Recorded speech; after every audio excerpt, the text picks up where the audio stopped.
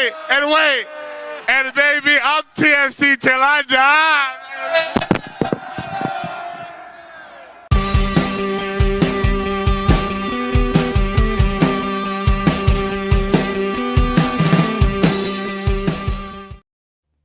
Hello and welcome to Toronto Till I Die, the Toronto FC fan show. I'm Mike Newell, and happy Vladdy Day, everybody. Vladimir Guerrero signs it for... No, that's not what you're here to talk about.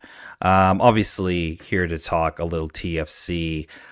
Sun's not quite fully shining out, but maybe there's some reason to be a little bit positive today, considering the result in Fort Lauderdale last night, a 1-1 draw against Inter Miami, against Messi and Friends.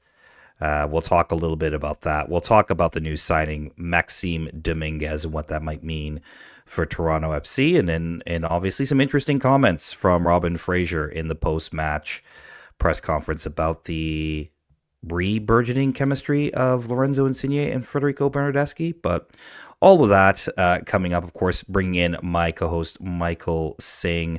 No Jeffrey P. Nesker tonight. Hope you're feeling better, buddy. Mr. Singh, how you doing? I love these shows, Mike.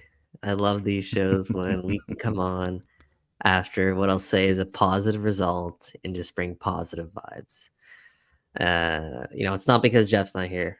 That's not why I love these shows. It's simply because we can finally be somewhat positive about this team after let's go ahead and call it their most inspired performance of the season. So by a long margin. Yeah, we'll get into that a little bit, but like I said, it's gonna be a positive vibe show. We haven't had one of those since before the start of the season. Oh my God. What was the last time we had maybe it was August? The last time they won a game? No, I don't even think we were positive the last time they won a game, because I don't think we were just kind of like, are they going to make the playoffs or not? I think the last time we were positive vibes might have been maybe after the Leagues Cup win against There's Red Bull? a preseason show that we definitely did before, get that started. Okay, yeah, fair enough. Okay, right? When I'm talking about in-season pregame. New coach. Here we go. Who knows what's going to happen? And then... Yeah. But didn't we all pick them to not make the playoffs and finish in the bottom half of the table? So, I mean, positive, but all right, I get your point. It's interesting. Watching that game last night, tuning in, I don't know how other people felt. Maybe in the comments, you guys can let us know what you were thinking. But I kind of had Sunday dreads about watching this game. Like, I don't know. Going into this, I was kind of like, I don't know if I want to do this. I don't know if I want to put myself through watching what this could potentially be. Mike, I don't know how you felt about it, and everybody's in the comments right now. Let us know. But I was kind of, I was going to tune in, obviously, because we're doing the show. But at the same time, a part of me is like, oh, do we really have to do this or what? Man, what do you mean? I was out there ready to sport my Messi jersey. What are you talking about? No. Hey, your boy scored. Your boy scored. No. All seriousness. I was excited about it. It was not because TFC. I was excited to watch TFC play again. More so Sunday night soccer. That's kind of been a huge thing for MLS. There've been, some really electric games on Sunday night. You're down in Miami. You never know kind of what can happen, but then also you get to witness Messi face Toronto FC again, which is, that's a treat. Messi and Friends facing Toronto. We're so spoiled right now to be living in a era where Lionel Messi plays in MLS, and we're gonna look back on this in 5 years and be like, what the heck did we watch Lionel Messi actually play in Major League Soccer? And were we there, watching him go up 1v1 against Kosi Thompson or Raul Petretta? Like, it's surreal. So I was up for the game. I do share your reservations about expecting anything out of the game, but TFC proved us wrong. Look, maybe we put them on Sunday nights every night, because it feels like if they feel like they're getting some kind of spotlight Federico Bernardeschi balling out, Mhm. like he got the pregame interview too. You saw him with the hair done right, and showing Now, off the improved English, and like you kind of felt like, I don't know. I got the feeling that Toronto FC kind of came in this game with a little something to prove, right? Like they're on a quote unquote national spotlight, as national spotlight as you can get in MLS in terms of its TV deal, and wanted to kind of show everybody that, hey, we're not as bad as everybody's kind of saying we are, and frankly, as their performances prior to then had kind of shown. What do you think? yeah, I think that that's a great point. You mentioned Fede's pregame interview. I think it was Kalen Carr who asked the question and posed it this way, where he came out and said, "Federico Bernardeschi, you are Toronto FC's best player." Yeah. Fede's response was, "Thank you." But does that essentially, and I'm paraphrasing here, does that put more onus on you to ensure that this team, rights its ship? And is it fall on your shoulders to ensure that this team goes out and picks up some victories here down the stretch? And I loved, Fede owning it, that response. He is Toronto FC's best player. I don't think Yeah. there's really a question about that. But No. then when you hear that though as a player, it feels nice. And you go into the game, wanting to prove that. And I think we saw a extra motivated Federico Bernardeschi. And I'm not sure if it was attributed just to that, obviously, but I do think something like that does play a role psychologically, especially a guy like Federico Bernardeschi, who we know he has a bit of an ego. He wants to be the best player. He wants to be the best player in Major League Soccer. Yeah. So to hear that before the game is when you're going to play Messi, man, it goes right to his legs. Well, yeah, for sure. And it felt like the TFC in general, were up for playing Messi and Friends, right? Like this looked like a game they were up for. Interesting 11, not like huge surprises, but a couple of things to point out in the 11. One, Theo Corbeanu returns to the 11. You have Ola Brynhildsen starting up top.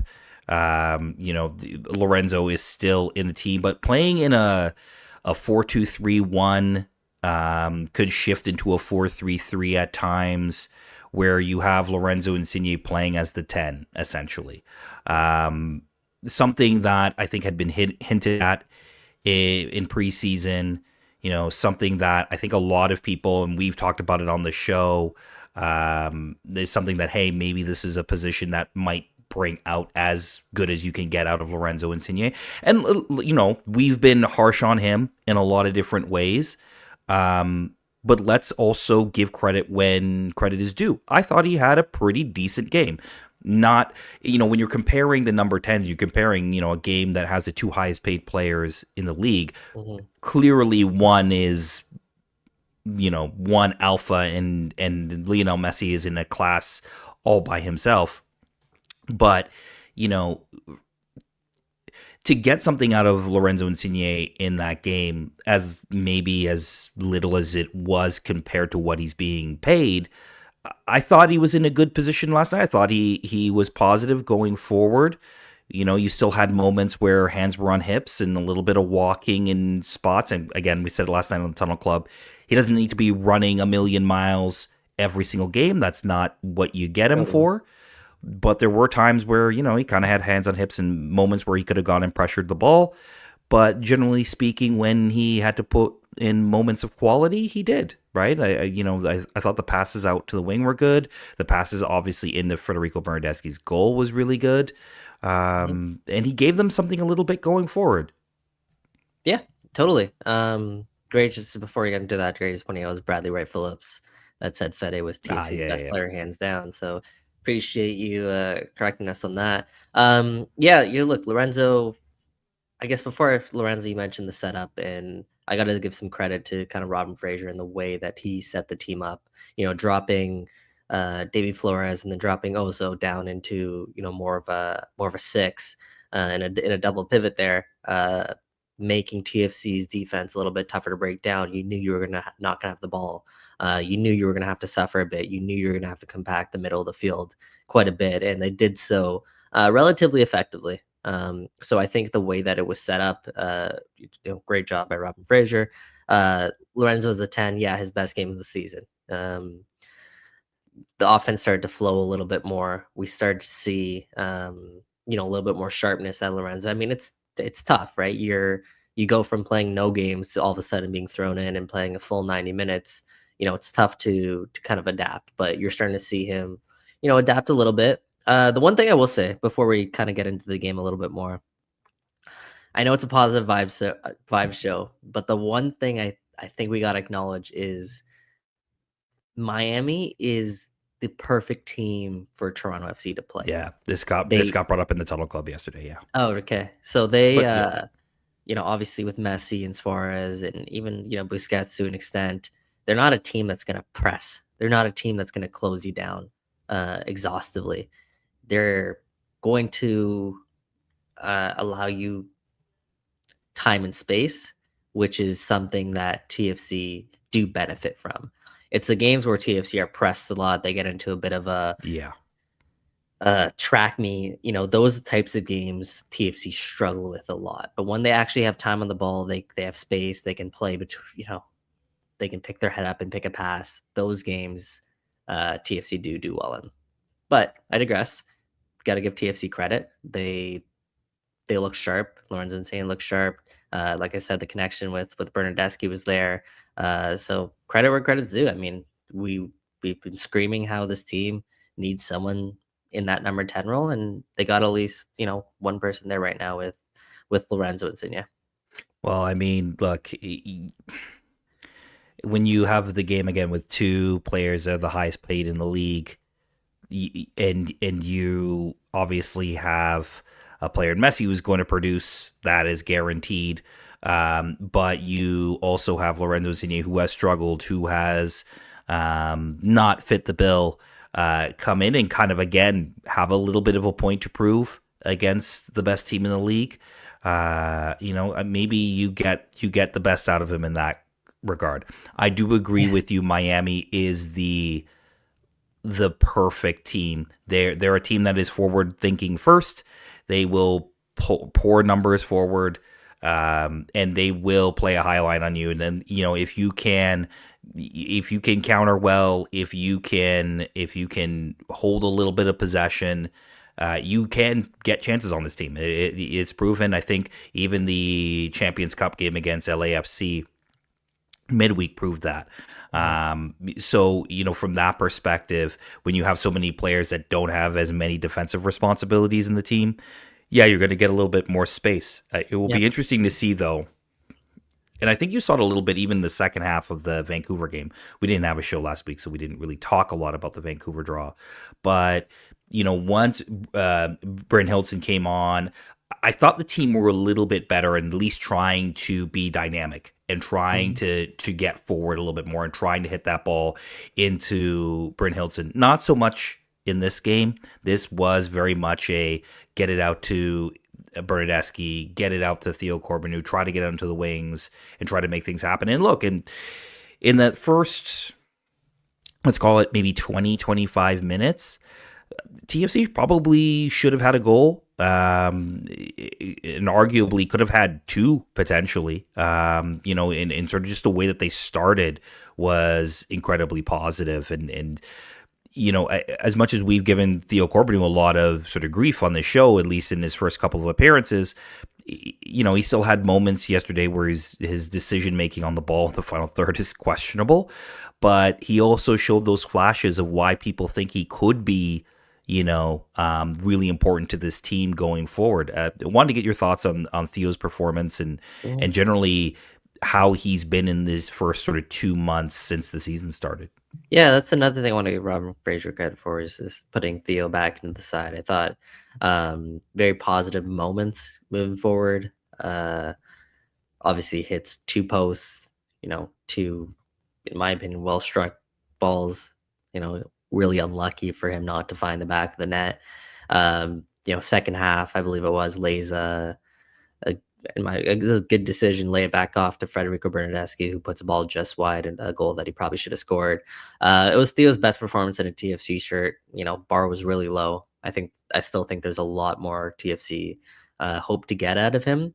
But like I said, there were enticing moments in the final third. It's just everything else you want to see more from. You want to see him be a little bit more decisive. You want to see him be a little bit quicker. You want to see him be able to take guys on 1v1. His play right now looks a little broken up a bit too much, if that makes sense. There's not a lot of flow to his game that we see from other wingers naturally. And, at times that works to his advantage, as we saw on that first strike where, he slowed plays down. And then all of a sudden he has the ability to, in quick fashion, just get a shot off with his left foot. That stuff, it throws defenders off, throws the rhythm off. So in that way, it's maybe a positive. Maybe that's part of his game, but I would like to see him,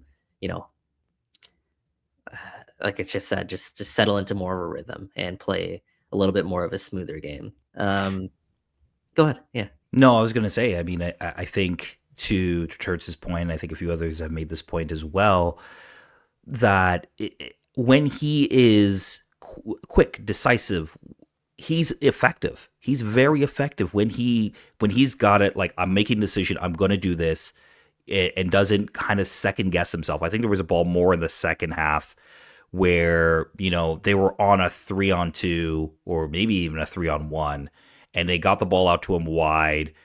And then he held the ball up. And I know in his mind, he's trying to get it to Fede. Like, he's trying to get it to Fede, trying to set Fede up. This is not the missed chance by Fede, by the way. This is another one later on after that.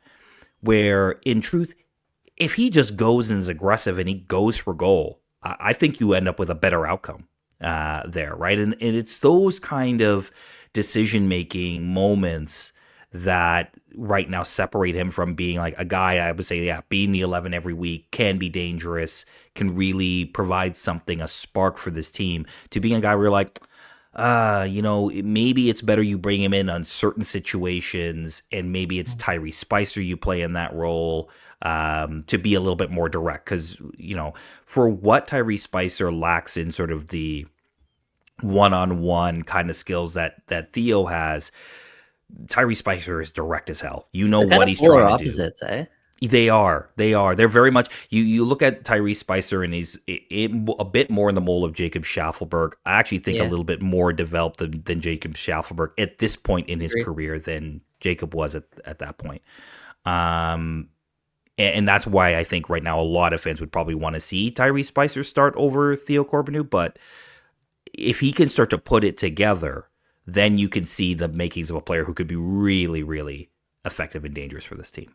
Yeah, I think that's well put. Kind of blend those two guys together. They're the perfect winger, but it's good options for Robin Fraser to have, two different profiles. I do like the Shaft Tyrese Spicer comparison.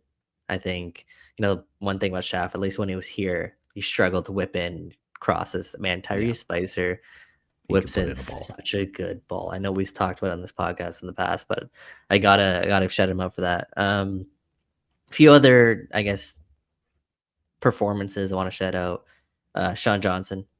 I thought Sean Johnson had a terrific game. There was that one moment where the ball went between his legs kind of awkwardly, and I don't think it should have, but Nixon Gomis was there to bail him out. Nixon Gomis I'll touch on in a second. Sigurd Rosted, I thought another strong performance from Sigurd Rosted, and he's having a bit of a resurgent season right now. With you here. Yeah, Rosted Gomis are the best center back pairing in the league. You can tell me otherwise. All right, Kevin. I like it. Nixon Gomis, I'll touch on Nixon Gomis in a bit. Ozo, I thought Jonathan Osorio, we've talked about this. You drop him deeper, take a little bit less of the, pressure off of him to create offensively, and you get the best version out of Jonathan Osorio. And I think that's kind of what we saw on Sunday night. Raul Petretta, another really solid game. Again, a guy who had a lot of stop and starts throughout his Toronto FC career so far, hasn't really been able to, get into a consistent rhythm here, especially building chemistry with anybody down Toronto FC's left-hand side. So good to see him have another strong performance. And then, let me circle back to Nixon Gomis.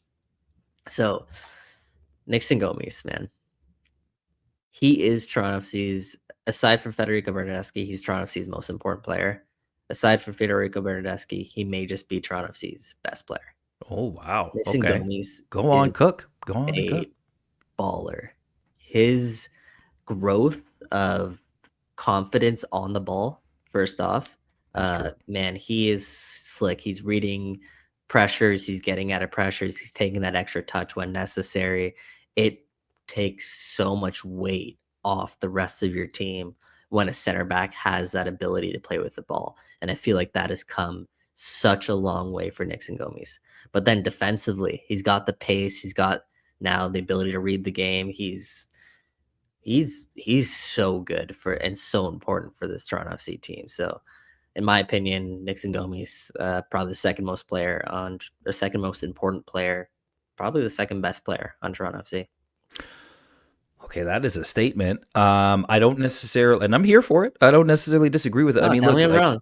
well, I mean, look, I think what I really was impressed with him is his ability to progress the ball. I talked about this a little bit on the Tunnel Club with Sean, but um, his ability to take that ball and step into space and really sometimes get things going for TFC. I think that's going to be so important for this team. When you talk about this team struggling, when teams really pressure them, like that's a way you can break pressure without having necessarily to worry about passing it around the back too much. There were a few of those mistakes last night that almost cost them. But if you got a player that can be confident on the ball and step into that space and bring the ball forward to progress to your midfielders, to progress to your attackers even, and break that line with progressive dribbling, then that's a huge weapon for a team. And you know how many teams in MLS would die to have a center back that can do that on a regular basis. And the ones that do win games, right? So I'm not saying that means Nixon Gomis is going to necessarily start winning games for TFC in that way, but it's got that ripple effect. It's got the ripple effect. Exactly. There was one in the first half where he kind of stepped away from pressure. I believe it was Messi trying to pressure him after he took the ball off him.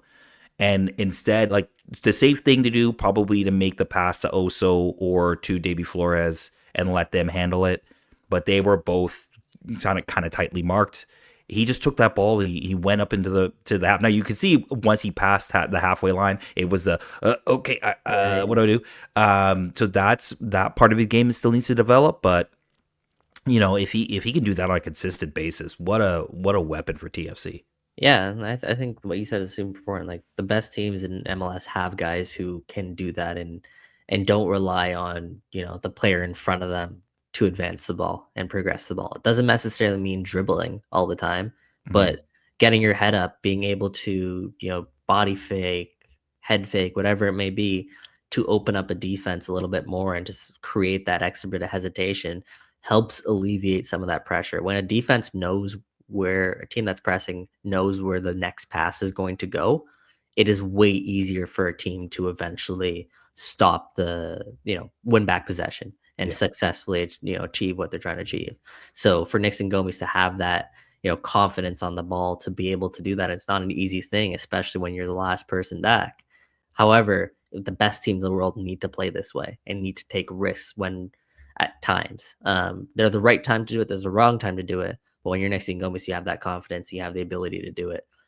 More times than not, you're going to succeed when you make that correct decision. He's doing that almost every time right now. So I really, really think his game's coming along quite well, and very excited for his continued development here. He's only 23. He's on a good budget. They got him locked up for at least 2-3 more years. So it's a very positive step. He's super important. You got to remember, this guy had no preseason either. Yeah, right? He was injured for most of the preseason, so it's good to see him be able to go the full 90 yesterday. Absolutely, and not to be, we've gone around the horn about every player, but just a quick shout out to Kosi Thompson. I know the giveaway. It's really bad. It was a really bad giveaway. Yeah. But generally speaking, I thought he was. I think he's doing a solid job at right back. You're asking him to play not quite out of position. He's played there before, but even when he was doing that in 22, it was a little not quite the same, right? It was more of a wing back role. Where here you're asking him to be a lot more defensively sound. And I think, generally speaking, he has been. And he's come in and done a job for this team. So shout On out an to early yellow too. He yeah, picked I up know. yellow early. I was able to. I think somebody made the point in the comment about that, and be able to stay off with Jordi Alba coming down. Generally, your flank. Pretty good performance from Kosi. Okay, let's talk about it a little bit. The game itself. So, obviously we talked about the missed opportunities for TFC. Corbeanu hitting the woodwork not once but twice in that first half, but they do get the goal. A nice little passage of play. I believe they win the ball back in the midfield. A pass into Lorenzo Insigne, who drives a little bit, and then clearly he is waiting for Federico Bernardeschi to make that run, and then he makes a pretty good pass into Federico Bernardeschi. And look, the footwork, they talked about the footwork. The footwork on that, fantastic. Got a little bit lucky, but Totally. you kind of make your own luck with that, right? If you can execute that kind of footwork. And in the end of the day, a really, really nice goal for Federico Bernardeschi to score to put TFC up 1-0 before halftime. Yeah, it's kind of the epitome of what Fede is, just sheer determination, right? Man, throughout the game, the amount of ground that Fede covered. And look, I think there was a stat, I think the guys in the chat were talking about it, about Lorenzo Insigne covering the most ground for Toronto FC. Yeah. It might have been true. The difference between the way that Lorenzo covers ground and the way that Federico covers ground, though, is completely different. Like, Lorenzo Insigne is strolling around the park for the most part, right? He can cover a lot of ground. Is it effectively covering a lot of ground? I don't think so. Yeah. However, it's got its place, it's got its role. It's a nice stat. I talked about it last week, the way people close other players down. You can go close another player down, but are you really closing them down? Are you really trying to win the ball back? When Fede does something, everything is 110%. So, his ability to adjust, his ability to adapt, and his sheer determination to finish off that play. I mean, that was, who Federico Bernardeschi is. So I thought it was really nice to see Fede get a goal from open play. I think it was his first goal this season from open play, and I think it was well-deserved all around. Yeah, absolutely. And I think what I liked about that goal was everything that led up to the goal, right? The ability to win the ball in a good spot, to then be able to feed it into Lorenzo, who quick. then is able to look. Exactly. That's exactly the word. It was quick. I think when TFC sometimes have the ball, they tend to slow the ball down too much. And then at that point, you've got defenders back, and they struggle to break down a low block or a block that's defending them. I don't even say it's a low block. I don't think Miami were really playing a low block at them at any point. Right. It was just a block, regular defending, and they can't break that down, right? But when they're quick and they're quick in their decisions, then they can open up teams and have opportunities, because there's talent there to do that. It's just being able to find those moments and be quick and decisive in those moments. And I think that's what impressed me about the goal more. Obviously, look, the footwork from Fede was fantastic. The ability to flick that foot out at the last minute and steer it by calendar was great. But it's everything leading up to that. That's what I think. Look, I don't think anybody had any illusions that this team was going to be a playoff team or anything like that. But I think going into the season, that's what I thought. I think a lot of fans thought you would see. You would see a little bit more pressure. You would see a little bit more winning the ball in good spots and getting forward. That's what, in the end of season press conference, Jason Hernandez and Keith Bally talked about, was like, we're going to be a little bit more direct. We're going to run a lot more. We're going to, right? That's kind of what I envisioned a little bit more.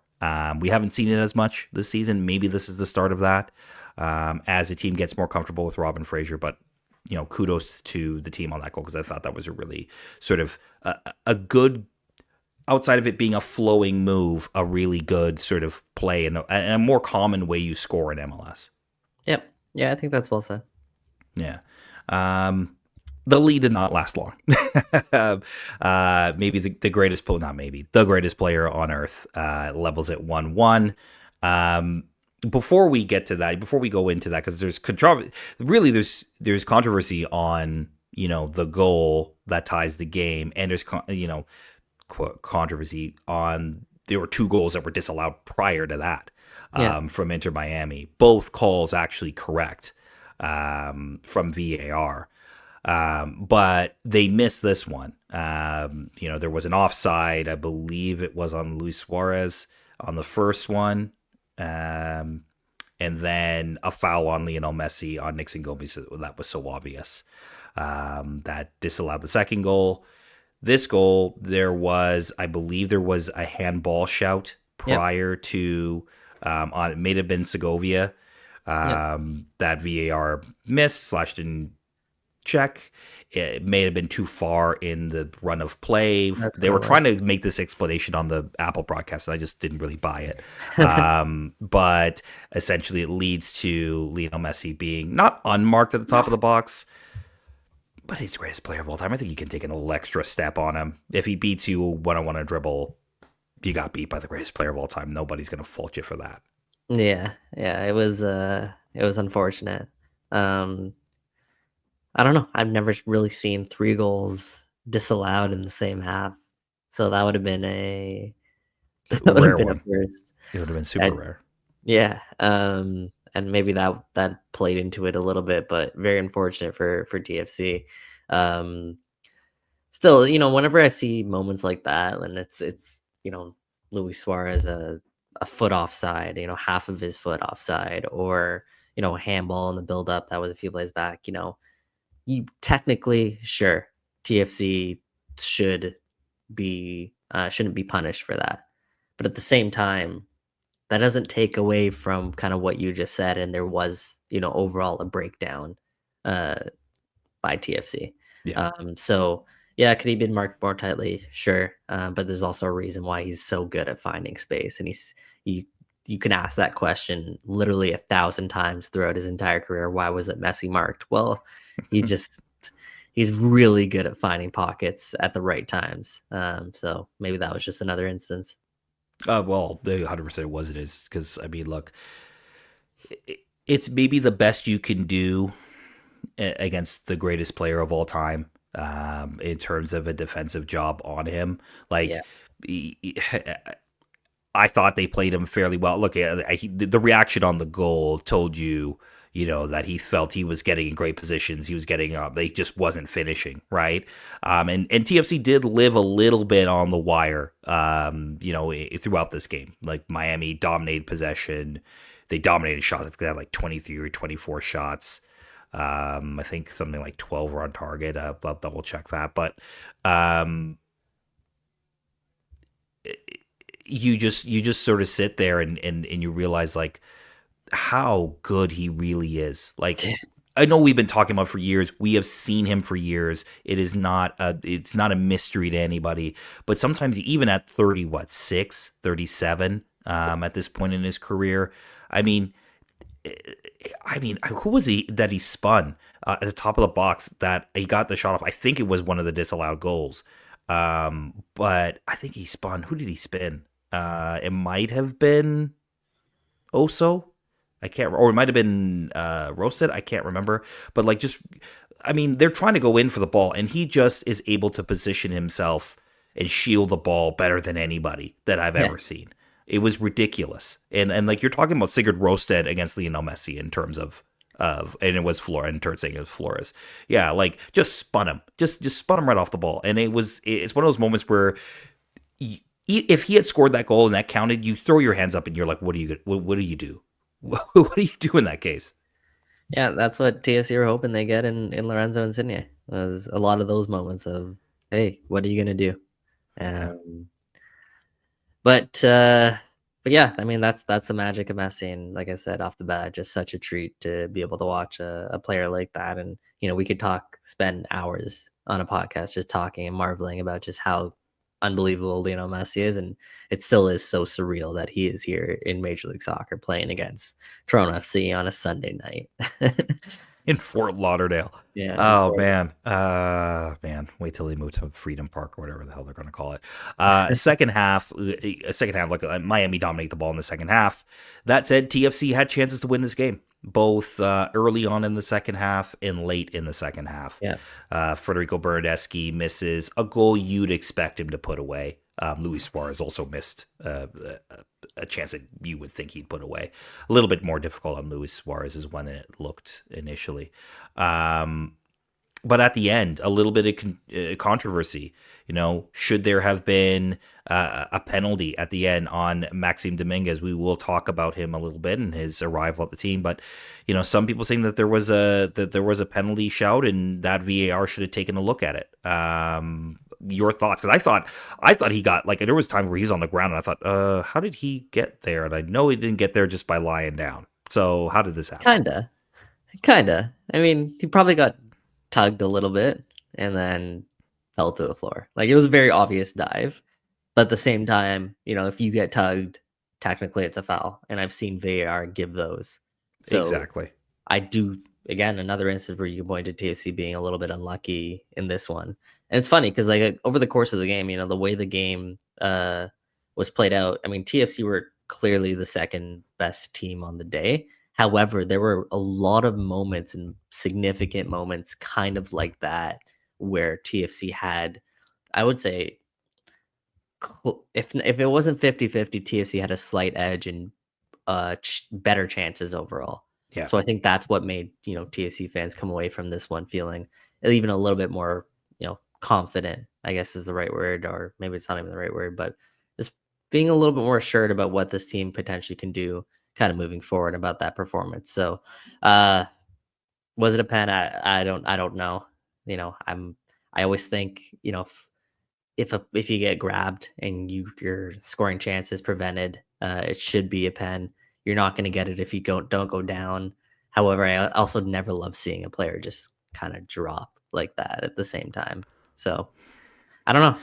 I think you're kind of damned if you do and damned if you don't. Not Exactly. to make this a whole debate on penalties and diving and whether it's right or wrong, but if you get that contact, there's contact, right? And when does it become subjective versus objective? And this is the thing about not just about calling penalties, but VAR in general. When VAR gets called in to then review things, right? And Miami took that free kick quickly, so yes, to avoid it. Yeah, they wouldn't be. I didn't even know that was possible. That's a thing. Yeah, it is a thing. But here's the thing. It's weird. They did, like, that's why Busquets played it really quickly. Now it almost turned into a chance for TFC.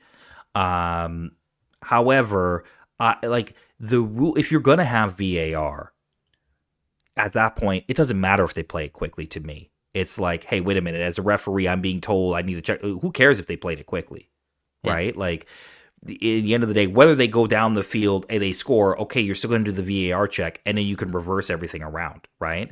From that perspective. But the idea that, he played it quick, so we're just going to not check this thing that could potentially swing 3 points. Yeah, 100%. Yeah, I was confused about that one. Yeah, but that's the thing. I thought that was a rule. That was a rule sort of in the first couple of years of VAR, and they kind of cracked down on that. In Europe for sure, but it's MLS, so that is the thing. All right, quickly let's talk about the new signing for Toronto FC. Maxim Dominguez comes in from Vasco da Gama in Brazil. Central midfielder, can play attacking midfielder. 29, Swiss-born. It's got pedigree, but was struggling for time to play in Brazil behind Dimitri Payet and Felipe Coutinho. So when you got those two big names in front of you, you're going to have a hard time finding playing time. But a guy that it sounds like, TFC are very high on in terms of the profile and the type of player that could potentially unlock teams. Yeah. So the one thing I'll say, and I think I've talked about this on the show, in the past when the move occurred, but the reason why Toronto FC decided to trade Alejandro Pozuelo for peanuts was because they felt that having both Pozuelo and Lorenzo Insigne on the pitch at the same time, and even Federico Bernardeschi, but maybe that's just because they didn't really understand, just how willing and how good he was defensively. But they felt that it would be too much of a liability to have both Paz and Insigne on the pitch at the same time, because both of them at times could be passengers. Although I do feel like Paz got a little bit of a maybe bad rep because of that. Because like I thought Paz still worked and still was willing to make tackles at the right time. What I saw from Dominguez, and this is brief 25-minute cameo, was a guy that was willing to get stuck in, was a guy that worked hard. So if he comes in and he is, offensively able to contribute as a number 10, which, the jury's still out on that. What remains to be seen. He's only played 25 minutes.